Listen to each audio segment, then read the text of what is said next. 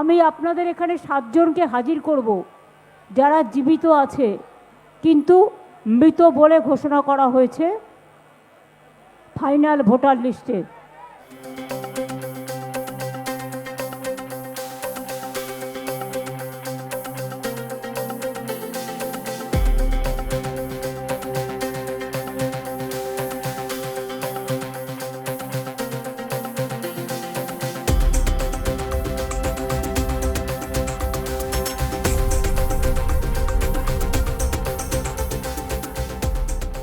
আমি রামকৃষ্ণ সারদা মিশন থেকে এসেছি। আজকে 14 বছর হলো আমি মিনাখাতে রামকৃষ্ণ সারদা মিশনের প্রেসিডেন্ট হিসাবে আছি। তা সত্ত্বেও আমার নামটা ক্যান্সেল করা হয়েছে।